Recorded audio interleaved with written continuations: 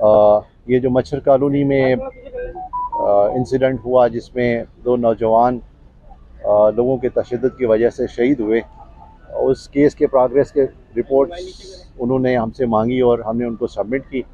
हमने उनको बताया कि इस केस में 15 मुल्ज़मान नॉमिनेटेड थे और वो सारे के सारे अल्हम्दुलिल्लाह पुलिस ने उनको गिरफ़्तार किया है।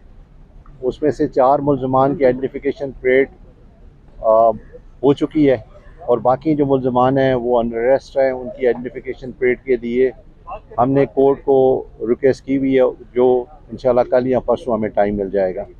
तो इस केस में पुलिस एक एज एन टीम जिसको लीड एसपी इन्वेस्टिगेशन कर रहे हैं, वो इन्वेस्टिगेट कर रहे हैं और मुझे यकीन है कि ये बेहतर केस बनेगा और इस केस को चालान किया जाएगा और आगे जाके ये केस इंशाल्लाह कन्विक्शन में कन्वर्ट होगा। अब तक की जो इतला है वो मतलब ये कि कोई ऐसा इंसिडेंट मेरे नॉलेज में नहीं है।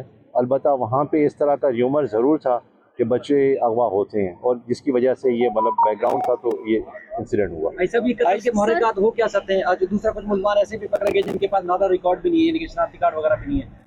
देखें, जिनके पास शनाख्ती कार्ड नहीं है वो तो पाकिस्तानी नहीं है और नेचुरली उनके ख़िलाफ़ फिर वो अलहदा कार्रवाई भी होगी।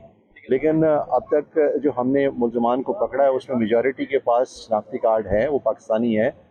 उनका बैकग्राउंड रोहिंग्या नस्ल से है, लेकिन ये कि उनके पास शनाख्ती कार्ड है, वो पाकिस्तानी है। आईजी साहब, कल जेको आहे सो आचर ते जेको एहतजाज कयो मशहर कॉलोनी में जेके शहीद थिया नौजवान, त प्रेस क्लब जे ॿाहिरां जेके क़ौम परस्तनि एहतजाज थियो आहे आटली मैदान थाणे ते, उन्हनि ख़िलाफ़ FIR दाख़िल थी आहे। तव्हां छा चवंदो, छा माण्हुनि खे पुरअमन एहतजाज जो हक़ बि न आहे? जवाब उर्दू में देना, उर्दू में जवाब। देखिए, एहतजाज का हक़ सबको है, लेकिन एहतजाज एक दायरे में होता है, एक कानून के हद में होता है। अगर वो कानून की वायलेशन हो तो नेचुरली फिर वो क्राइम बन जाता है। मैं समझता हूँ कि वो जो FIR लॉन्च हुई है वो एहतजाज से हट के मतलब ये कि स्टेट के अगेंस्ट बात की गई। हाजी साहब, एक मेरा सवाल है कि कराची में पहले साथियों से बात कर रहे हैं सर, हाजी साहब पहले साथियों से बात कर रहे हैं। आप साथी मैं भी साथी हूँ।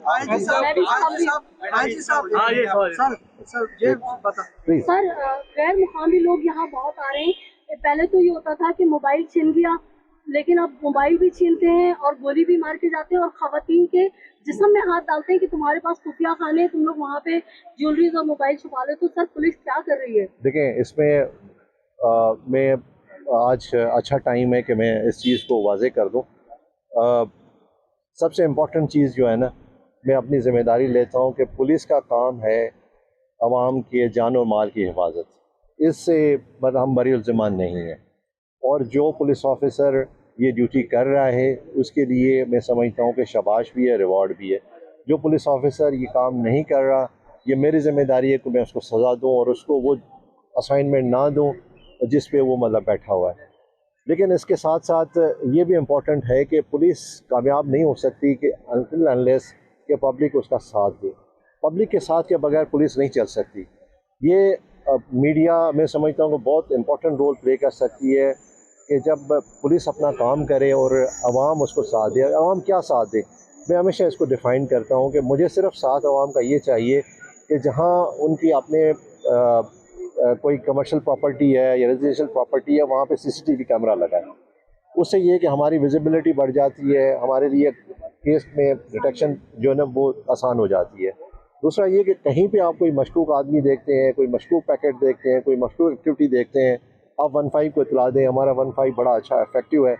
15 को जब आप इतला देंगे तो पुलिस का रिस्पांस बेहतर होगा। तो अगर दो ये काम आवाम हमारे लिए कर दें तो मैं समझता हूँ कि ये अच्छी कॉम्बिनेशन बन जाएगी और पुलिस बेहतर काम करना चाहिए। ये बताएं आली साहब, ये बताएं कि लॉ एंड ऑर्डर पे आप बात कर रहे हैं, तो सबसे अब आज भी जो है शाह लतीफ़ टाउन में एक वाक़या है छोटी बच्ची के साथ ज्यादती का। इससे पहले जो है बच्ची के साथ ज्यादती का वाक़या पेश है। इसके लिए कोई इक़दाम किए जा रहे हैं? जब वाक़या पेश आ जाते हैं उसके बाद पुलिस भी खानदानों से रवैया इतना अच्छा नहीं रखती है, तो आप इस पर क्या कहेंगे? उनके लिए कोई एक्शन लिया जा रहा है? देखें, एक तो मतलब हमारा अल्हम्दुलिल्लाह डिटेक्शन रेट बहुत अच्छा है। आप देखें, कोई भी इम्पोर्टेंट हीनियस ऑफेंस यहाँ पे कराची में या इंटीरियर में हुआ हो तो पुलिस ने उसको डिटेक्ट किया है। तो ये एक मतलब पुलिस का पॉजिटिव साइन है। लेकिन दूसरे साइड पे अगर हम देखें कि भाई उस केस को बना के आगे केस की प्रॉपर प्रोसिक्यूशन के ज़रिए उनको सज़ा करवाएं, इस पे बहुत ज़्यादा काम हो रहा है। हम चाहते हैं कि पुलिस की कैपेसिटी बढ़े, हम चाहते हैं कि गवर्नमेंट इसको मतलब जो हमारे प्रपोज़ल को, जो डिफरेंट प्रपोजल्स हमने भेजे हैं उसमें गवर्नमेंट ने एक्सेप्ट किए हैं। अभी एक प्रपोज़ल हम बनाने जा रहे हैं जिसमें हम चाहते हैं कि इन्वेस्टिगेशन ब्रांच बहुत इम्पोर्टेंट ब्रांच हो, उसमें जो ऑफिसर्स काम करें उनको अच्छे मराहत मिले, कन्विक्शन रेट पे उनको रिवॉर्ड मिले, तो ये हमारी इन्वेस्टिगेशन बेहतर हो। तो उस पर काफ़ी काम हो रहा है और मैं उम्मीद करता हूँ कि ये जो काम अभी हो रहा है इसमें गवर्नमेंट भी ऑन बोर्ड है और गवर्नमेंट चाहती है कि पुलिस बेहतर से बेहतर परफॉर्मेंस दे के आवाम को रिलीफ दे। तो ये जब मतलब हो जाएगा अमल तो इससे पुलिस ज़्यादा बेहतर परफॉर्म करेगी इन्वेस्टिगेशन के रेफरेंस से। जी सर, तफसील सही नहीं है, सियासी इस्तेमाल हो रहा है कि कराची में बदअमनी भी है और क्राइम रेट भी बढ़ रहा है, ये छीना झपटी हो रही है और इस्लामाबाद आपने भेज दिए, लोकल बॉडीज इलेक्शन नहीं हो रहे हैं, तो ये क्या प्रायोरिटी क्या और कैसी मुदाखलत कितनी है पुलिस? देखिए इसमें मतलब ये कि जब आप एक फेडरेशन में काम करते हैं, ये पॉलिटिकल सवाल है, मैं उसमें मज़ीद बात नहीं करूँगा, लेकिन मैं आपको ये बता दूँ कि एक पुलिस ऑफिसर भी किसी थाने से इस्लामाबाद नहीं गया, ये सारे ट्रेनिंग इंस्टीट्यूशन में थे, वहाँ से गए और 2000 की करीब रेफरी हमारी गई है। तो मतलब ये कि ये ज़ाहिर है फेडरेशन की एक रिक्वायरमेंट है, कॉन्स्टिट्यूशन कहता है, इसके लिए मतलब ज़ाहिर है कि ये गवर्नमेंट का डिसीजन है, हमने उसको फॉलो किया। तफसील जो है सही नहीं होती, उसकी बिना पर जमानतें भी हो जाती हैं और जब मुकदमे चलते हैं तो वो अदालतों से छूट जाते हैं, उसके लिए क्या है तफ्तीशी जो? देखिए हमने इस पे 4 कमेटीज़ बनाई हैं, उस मुख्तलिफ कमेटी का डिफरेंट मैंडेट है। इसमें हम कोशिश ये कर रहे हैं कि इन्वेस्टिगेशन एक अलहदा ब्रांच हो या अलहदा कैडर हो और उसमें उसके मराहत थोड़े से बेहतर हों और कन्विक्शन पे जो है ना उनको गवर्नमेंट रिवॉर्ड करे, उसके लिए अलहदा मतलब गवर्नमेंट सेंक्शन करे। और प्लस हम ये चाह रहे हैं कि आज अगर कोई इन्वेस्टिगेटर्स आइडेंटिफाई हो जाता है तो वो इन्वेस्टिगेशन ब्रांच में ही रहे, बजाय इसके कि वो आज इन्वेस्टिगेशन में कल ऑपरेशन में या किसी और ब्रांच में चला जाए। इसके लिए हम गवर्नमेंट से ये सेंक्शन लेने जा रहे हैं कि हम सिपाही लेवल को कम कर रहे हैं और ऑफिसर लेवल को ज़्यादा कर रहे हैं और ये पब्लिक सर्विस कमीशन के थ्रू ASI इन्वेस्टिगेशन भर्ती होंगे।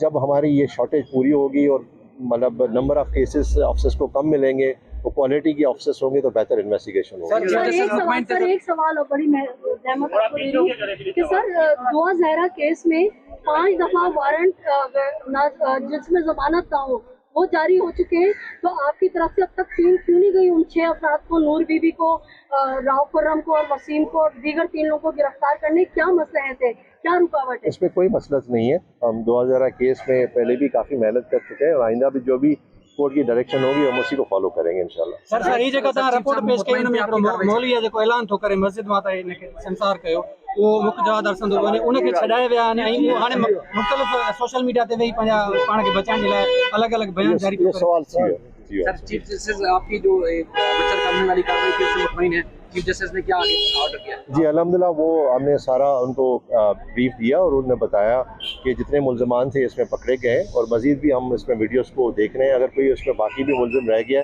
उसको भी हम गिरफ्तार करेंगे। नोटिस मिला दिया चीफ जस्टिस? जी नोटिस। Thank you sir.